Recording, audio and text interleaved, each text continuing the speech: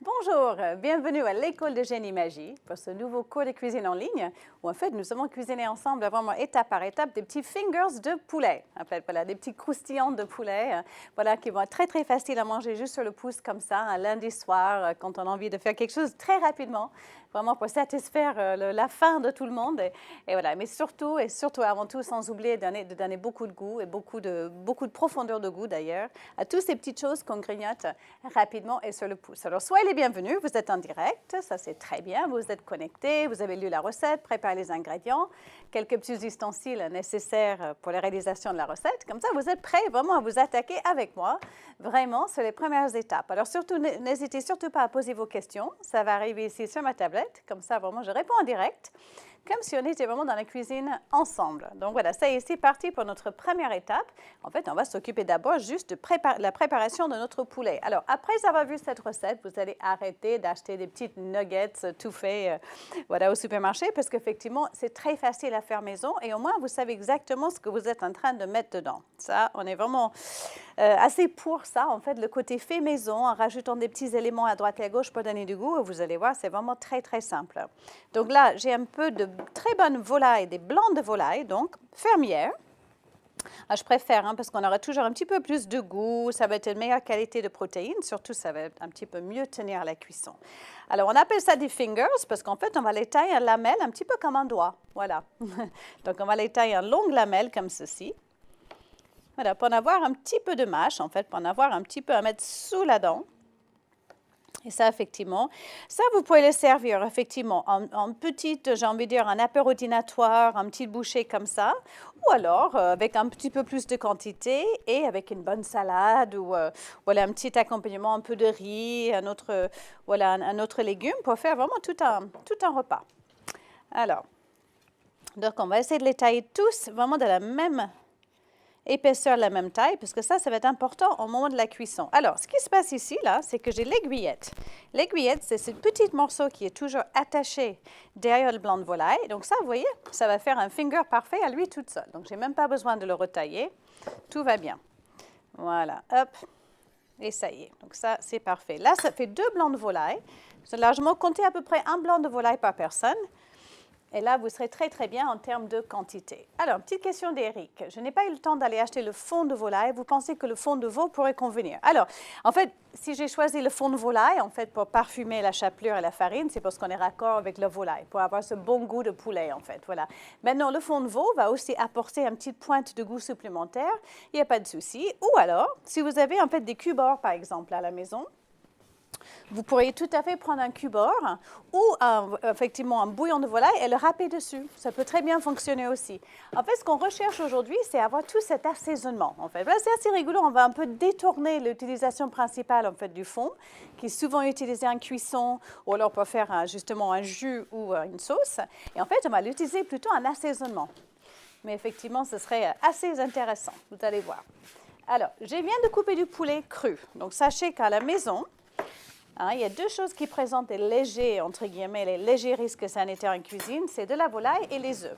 Donc, vous faites attention lorsque vous allez recouper quelque chose derrière. À la maison, ce que vous pouvez faire, une fois que vous avez découpé la volaille, vous lavez rapidement votre planche, ou alors vous changez de planche, si jamais vous avez plusieurs planches. Moi, ici, j'ai quelque chose d'assez rigolo, c'est un surplanche, donc en fait, je le retourne. Je le retourne et ça me permet de redémarrer avec quelque chose de bien propre. Alors, on va préparer ce qu'on appelle une anglaise. On va faire ce qu'on appelle une friture à l'anglaise, une panure à l'anglaise. Et c'est toujours composé de 3 éléments. Et effectivement, dans cet ordre-là. Donc, de la farine de blé classique. Ça pourrait également être de la farine de riz, si vous voulez, ou un autre type de farine. Ça peut être une farine de sarrasin, ça peut être une farine complète. Ça, c'est vraiment, ça n'a pas tellement d'importance. C'est à vous de voir. Après, il faut des œufs. Là, j'ai 2 œufs entiers. Donc, pas que les jaunes ni les blancs. C'est vraiment des œufs entiers que je vais battre. Et enfin, de la chapelure. Alors, effectivement, là, j'ai pris de la chapelure toute faite, effectivement, que j'ai achetée au supermarché pour aller un petit peu plus vite. Il existe de la chapelure blonde ou de la chapelure dorée. Là, j'ai de la chapelure dorée. Sinon, c'est très facile à faire maison aussi, à la chapelure, vraiment. Vous gardez tous vos petits restes de pain. vos restes de baguettes du petit déjeuner, vous les laissez vraiment juste durcir à l'air libre, ou alors vous les mettez au four, vous les laissez dessécher, et ensuite vous les mixez, vous les broyez au robot, et vous avez votre chapelure maison. C'est une petite question de Jérémy. Est-ce que d'autres types de viande pourraient remplacer le poulet? Alors, en fait, on va les paner. Donc, du bœuf, ce n'est pas la peine, ce serait dommage, parce que voilà, frire du bœuf, voilà, ce serait un petit peu dommage. Ça pourrait fonctionner avec du porc, avec du filet mignon de porc, avec voilà, des petites lamelles effectivement, de filet de porc. C'est un petit peu comme ce qu'on fait au Japon, en fait, ça s'appelle le tonkatsu. Alors, au Japon, il y a un plat, le tonkatsu, c'est le porc frit comme ça, pané et frit, sinon du poisson. Ça pourrait très bien fonctionner avec juste des blancs de poisson, un filet de julienne, par exemple, filet de lingue, quelque chose qui va avoir un petit peu de tenue à la cuisson.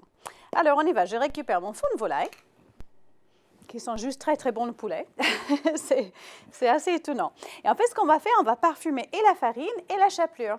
Du coup, en fait, tout ça, ça va donner un peu plus de puissance, un petit peu plus de goût prononcé, en fait, de volaille, effectivement, à nos petites aiguillettes, nos petites fingers. Alors, une autre chose que l'on peut faire, vous pouvez déjà préparer votre bain de friture. Et voilà, j'ai pris juste, vous voyez, une casserole, en fait, une poêle, ce qu'on appelle un sautoir, hein, une poêle assez large avec des bords hauts. J'ai mis de l'huile végétale dedans, ça s'appelle l'huile d'arachide ou l'huile de tournesol. Et vous savez ce que je vais faire? Je vais juste commencer à le chauffer doucement, parce qu'il y a une bonne quantité d'huile. Donc, il faut que ça monte en température. Mais ça, on en parlera après. Donc, je vais assaisonner d'abord la farine. Je vais mettre 3 petites cuillères à café de mon fond de volaille. Et également sur la chapelure. Donc ça y est, je viens de faire tout l'assaisonnement en fait. C'est effectivement, ça apporte à la fois le sel et tous les autres petits épices et condiments qui vont parfumer en fait tout notre produit à l'arrivée. Alors, on mélange bien. Vous pouvez même le tamiser si vous voulez. Hein. Si vous voulez tamiser le fond de volaille avec votre farine, pas de souci. On mélange tout ça. Je mélange dans la chapelure aussi. Et voilà, ça, c'est parfait.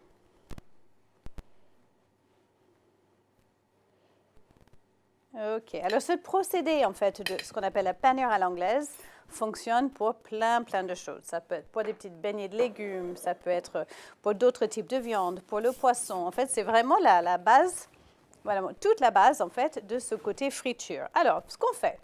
Donc là, je ne vais même pas assaisonner le poulet, ce n'est pas la peine. Parce qu'on a tout l'assaisonnement, ce qu'il nous faut en fait dans notre préparation. On va commencer par le mettre dans la farine. Vous voyez, je ne me sers que d'une seule main. Je vais toujours essayer de garder une main propre parce que vous allez voir, ça va être dans les différentes bains de préparation. Donc, il faut toujours garder une petite main propre.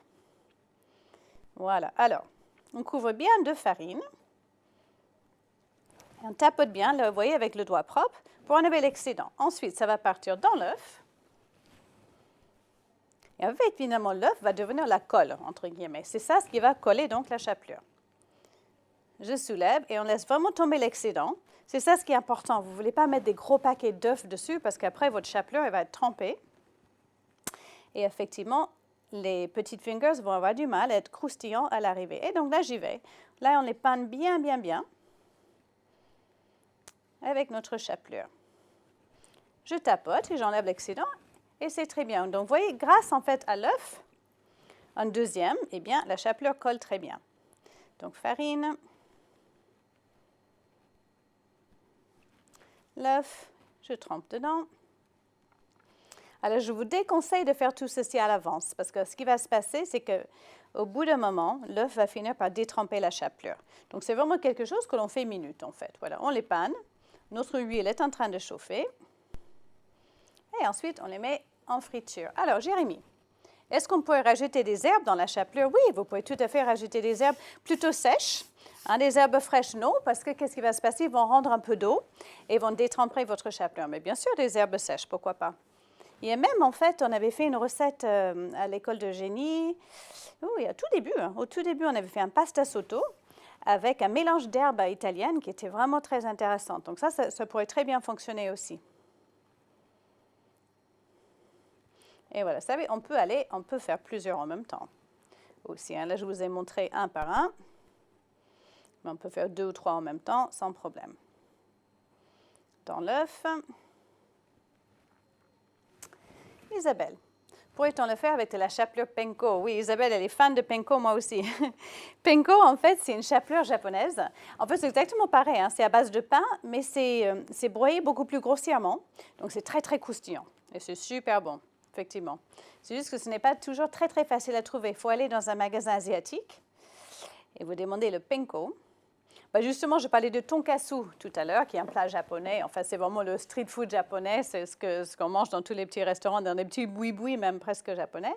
C'est à base de Penko. Voilà. Donc, je panne bien des deux côtés. Donc, vous voyez, j'ai une main qui est effectivement pleine de chapelure et l'autre, elle est toujours propre. Donc, ça me permet effectivement, de poser des choses, d'enlever l'huile.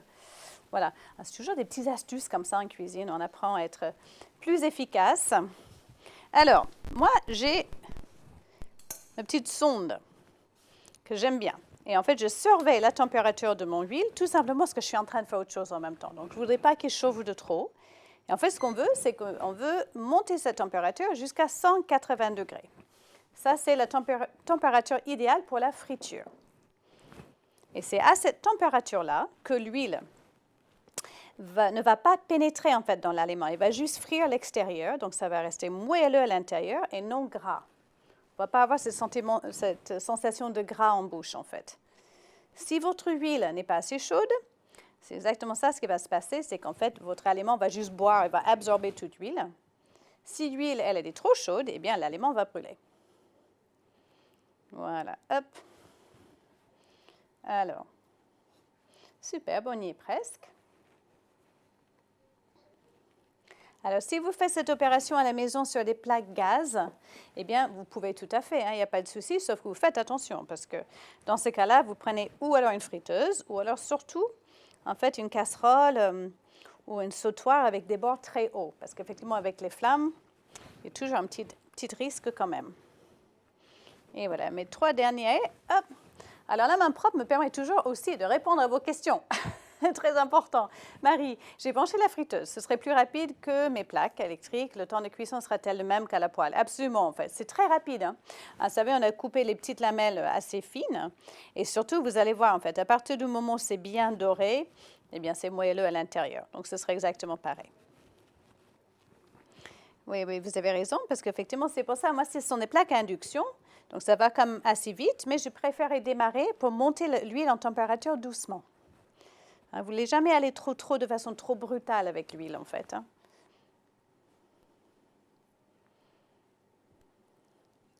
Et voilà, et c'est parti dans la chapelure. À chaque fois, je fais attention d'enlever l'excédent d'œuf. Parce qu'on le voit, il est en train de s'accumuler sur le bout de mes doigts. Imaginez ce que ça peut faire dans la chapelure. Effectivement, après, vous avez vraiment des paquets de chapelure dessus et c'est pas joli, en fait. C'est pas joli, c'est pas du tout agréable. Voilà, superbe. Parfait, voilà. OK, alors un petit coup de propre sur les mains. Eh bien, on va pouvoir partir en cuisson. Ça y est, mon huile est à 179 degrés. Ça, c'est parfait. Donc, je vais baisser un peu la température. Je me rince les mains. Sachez juste, en fait, une fois que votre huile est à la bonne température, on va plonger la volaille dedans. Donc, ça va baisser la température. Donc, n'ayez pas peur, en fait, de le mettre à 180, 182, 183. Ce n'est pas très grave. La température va baisser dès qu'on rajoute, en fait, un aliment un petit peu plus froid. Alors, ça, c'est parfait. Donc, on débarrasse tout ceci. Voilà. Alors, ça, les œufs, bon, on ne peut pas trop les garder parce qu'effectivement, on a trempé la volaille, le poulet cru dedans. Donc, ça, effectivement, il y a quelques petits risques. Par contre, si vous avez la chapelure qui n'est pas trop sale, vous pouvez le tamiser et le garder pour autre chose. C'est tout à fait possible. Alors, c'est parti. Je récupère aussi un petit plat avec un papier absorbant pour pouvoir débarrasser et goûter un peu l'excédent d'huile de mes petits fingers. Voilà, super. Alors, vous préparez aussi de votre côté ou un écumoire ou une pince, quelque chose pour pouvoir le retirer de la friture assez rapidement.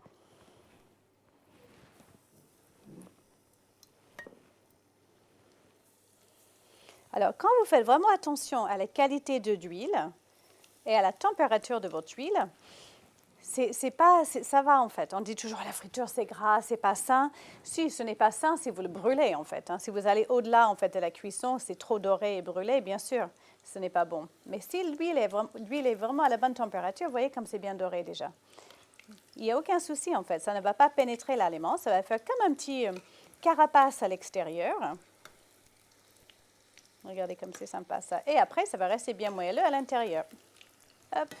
Donc, je fais 3 par 3 pour ne pas trop baisser la température de l'huile trop rapidement. Parce que, comme je disais au début, en fait, quand l'huile n'est pas assez chaude, eh bien, hop, les petits fingers de volaille, l'aliment va juste boire toute l'huile et ça va faire éponge. Ce qui n'est pas tellement notre objectif aujourd'hui. Voilà, on va juste quelque chose de bien croustillant et bien parfumé. Et ça y est. Alors, j'ai quelques-uns qui sont un petit peu plus petits, ceux-là, donc je vais les débarrasser déjà.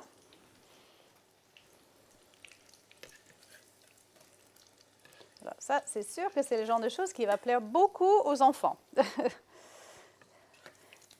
Qui n'aiment pas les nuggets? Mais alors là, c'est des nuggets avec du bon poulet, avec les produits qu'on aura choisis nous-mêmes à mettre dessus. Donc, franchement, pas de souci. On y va. 3 par 3. Donc là, j'ai des morceaux un petit peu plus grands. Essayez en fait de les assortir en termes de taille aussi. Ne mettez pas des tout petits à côté des très gros parce qu'ils ne vont pas cuire de la même façon.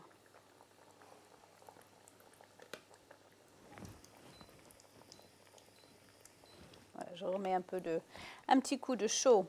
En fait, ça se voit. Ça se voyait tout de suite lorsque j'avais baissé la plaque. Ça se voyait quand j'ai plongé mon poulet dedans qu'il commençait à mousser. Il commençait à mousser au lieu de faire des petites bulles. Ça veut dire que votre huile n'est pas assez chaude, en fait. Donc, ça y est, j'ai remonté la température et boum, ça recommence, ça remonte à la surface. Il n'y a pas cette mousse qui se crée. Voilà. Là, on a quelque chose de bien croustillant.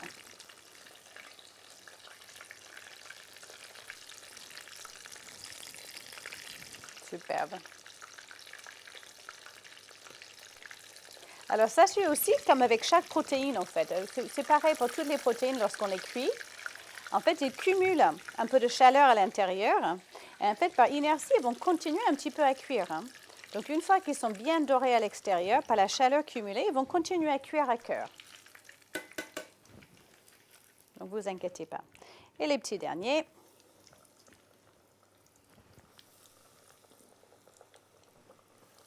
Je me permets, je mets un petit quatrième. Et ça, il faut les bouger pour être sûr qu'ils ne se collent pas entre eux.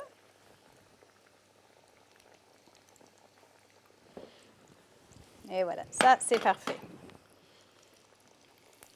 Et voilà, et vous voyez, on le retourne. Donc c'est assez facile à faire la friture. Vous savez, on me dit toujours, là, il faut sortir la friteuse, ça sent mauvais dans la maison, il faut le mettre dehors sur le balcon, il faut faire des tas de manipulations. En fait, finalement, avec juste une casserole bien épais, avec un fond épais, et les bords hauts, ça suffit. Il ne faut pas non plus une tonne d'huile. Là, j'ai juste un bon fond, assez pour couvrir complètement les fingers, et ça suffit. Et cette huile, une fois qu'on a terminé, parfois on me pose des questions aussi, alors est-ce qu'il faut le jeter? Ça fait beaucoup de pertes. Pas du tout, vous le laissez refroidir, vous pouvez le filtrer, tout simplement. Vous le passez dans un petit linge ou dans une passoire fine et vous le récupérez pour une autre utilisation, pour d'autres fritures. Pas de souci. Et voilà, super. Vous voyez, bien doré, comme il faut, ça sent super bon. Ok, donc ça, je le mets de côté. Donc l'huile est en effet très très chaude, donc on fait vraiment attention. On l'éloigne de la source de chaleur et on le laisse refroidir tranquillement. Alors ça, c'est parfait, donc ça, c'était vraiment facile. C'est chaud, ça va rester chaud pour une bonne quinzaine, 20 minutes à peu près. Sinon, vous pouvez toujours les maintenir au chaud au four. Si vous voulez faire un petit peu à l'avance et les maintenir au chaud, pas de souci. Maintenant, en fait, on va s'occuper de la sauce. Parce que qui dit petites choses croustillantes comme ça, dit trempette. Moi, j'ai envie de les tremper dans une petite sauce. C'est ça ce qui est toujours un peu sympathique. Donc, regardez, on va faire une petite sauce minute. Ah, pardon, Jérémy. Combien de fois peut-on utiliser l'huile filtrée? Alors, bon, à la maison, on va faire un peu plus attention. Allez, 2-3 fois maximum lorsqu'il est bien filtré. Alors, il faut juste faire attention que vous ayez bien pris de l'huile d'arachide, idéalement. L'huile de pépins de raisin fonctionne très bien aussi. Et enfin, en troisième lieu, ce serait l'huile de tournesol, parce qu'il ne faut surtout pas que l'huile brûle.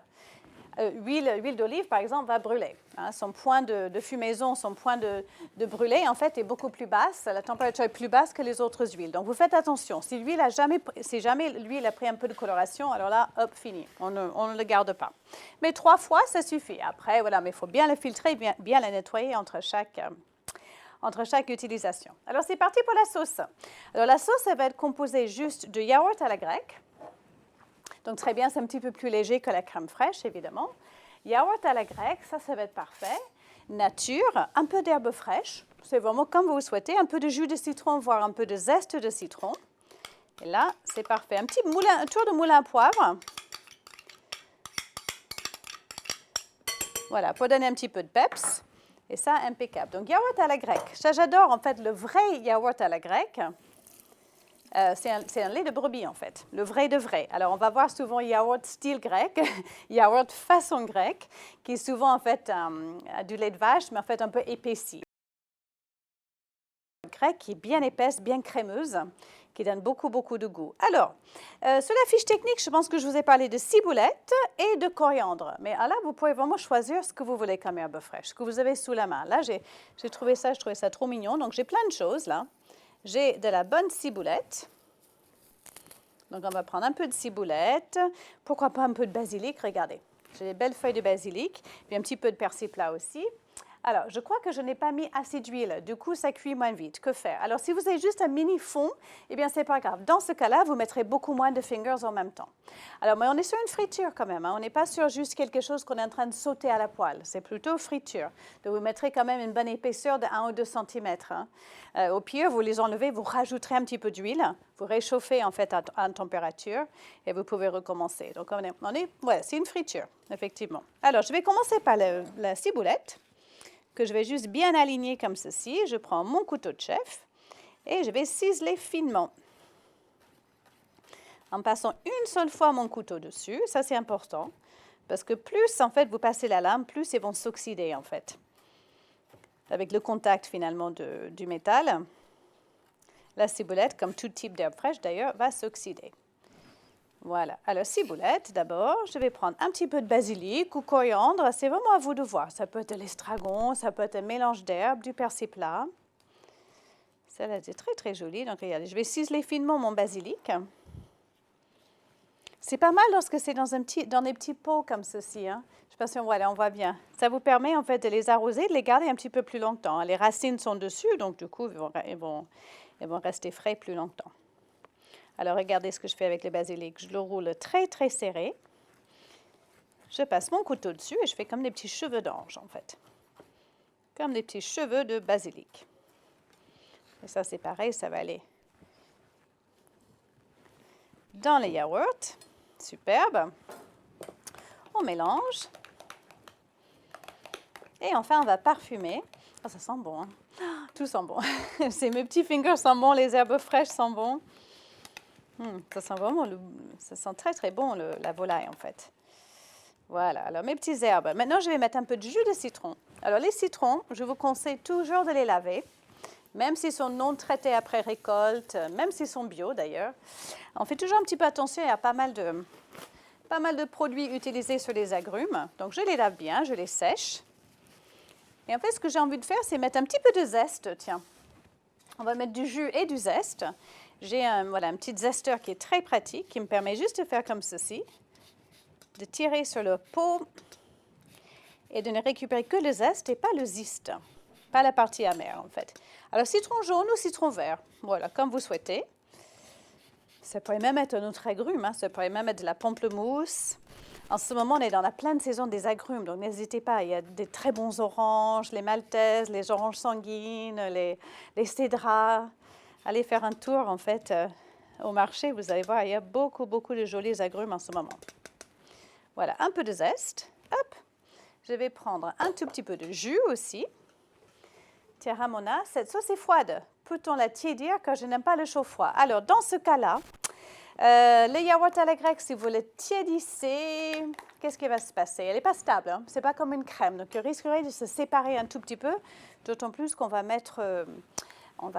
du jus de citron dedans. Donc, dans ce cas-là, prenez plutôt la crème fraîche épaisse. Si vous voulez la chauffer un tout petit peu, je pense que la crème fraîche serait un petit peu plus sûr. Voilà. Alors, je vais mettre juste le jus d'un demi-citron. Regardez, si je n'ai pas de petites passettes, c'est pas grave. Regarde, je mets ma main au-dessus comme une tamis. Et j'appuie. Et voilà. Du coup, je récupère les éventuels petits pépins. Voilà. Dans ma main, au lieu de les mettre dans la sauce. Un demi-citron, ça va suffire largement. On mélange tout ça. Et ça y est, tout est prêt. Alors ça, c'était rapide, hein? Rapide, bon, savoureux, croustillant, plein de goût, en 2 temps, 3 mouvements. C'est voilà tout ce qu'on aime, en fait. Tout ce qu'on aime dans la cuisine du quotidien qui est rapide et voilà. Avec des tas de petites astuces, des tas d'aides comme ça qui existent pour aller un petit peu plus vite. Honnêtement, j'adore cette fond de volaille pour ça, parce qu'effectivement, on l'a détourné, hein, comme je disais. D'habitude, on va le mettre un petit cuillerée dans un fond de cuisson pour faire une sauce. On va faire une petite sauce crème avec. D'ailleurs, je pense qu'on va faire d'autres cours bientôt. On va faire la vraie réalisation d'une sauce crème. Mais là, elle est tellement pleine de goût que pourquoi s'en priver? Voilà, hop. Alors, Martine qui me demande, est-ce que quelques grains de caviar, de citron caviar conviendraient? Oh ben oui, ça c'est super. Alors ça, c'est une experte en agrumes. Alors ça, c'est quelque chose de formidable. Ce sont des tout petits citrons qui ressemblent à quoi? Presque à des cornichons, en fait. C'est à peu près cette taille-là. Vous les ouvrez en deux, vous pressez, et à l'intérieur, des petites graines, on dirait des perles de caviar. C'est absolument délicieux. Ah, vous devez habiter dans le sud, si vous avez accès à tous ces magnifiques agrumes. Quelle chance. Laurine, à part les herbes et le citron, on n'assaisonne pas les yaourts, sel et poivre. Si, merci. Merci de m'avoir rappelé. Je voulais mettre un tour de moulin à poivre. On pourrait mettre un tout petit peu de sel aussi. Pourquoi pas, mais voilà, on n'a pas forcément besoin. Si je le poivre bien, un bon poivre noir, le citron, les herbes, c'est très bien comme ça. Alors, ça y est, c'est parfait. Alors, on va faire un joli dressage. Alors, ça, c'est typiquement le genre de choses qu'on a envie de mettre sur un plat au centre de la table. Tout le monde pioche dedans. On fait un dressage un peu familial, comme ça. Ça, c'est plutôt sympa. Voilà. Alors, donc j'ai récupéré une jolie petite assiette, comme ceci. Hop, une cuillère. Et on dresse ça de façon bien généreuse au centre, comme ceci. Voilà, c'est doré, hein? C'est bien doré, bien croustillant. C'est encore bien chaud aussi. Ça, c'est important, hein, d'avoir la bonne température. Ça ne se déguste pas tellement froid, ce serait dommage. C'est bien quand c'est encore un petit peu chaud. Alors, j'ai, hop, la bonne sauce aussi, qu'on peut servir vraiment à part, pour que chacun puisse faire trempette.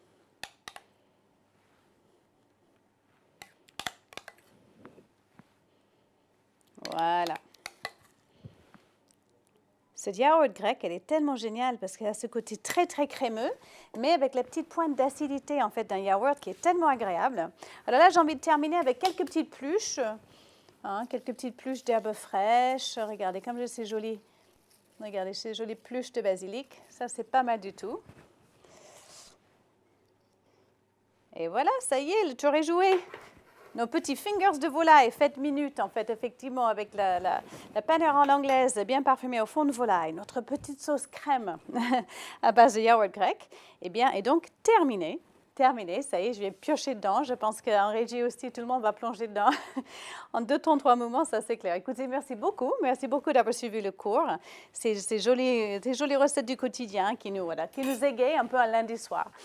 C'est déjà pas mal. Écoutez, merci beaucoup. N'oubliez pas de faire des photos de vos plats, de vos réalisations, de les poster sur le site et sur la page Facebook de l'École de Génie Magie, de l'École de Magie.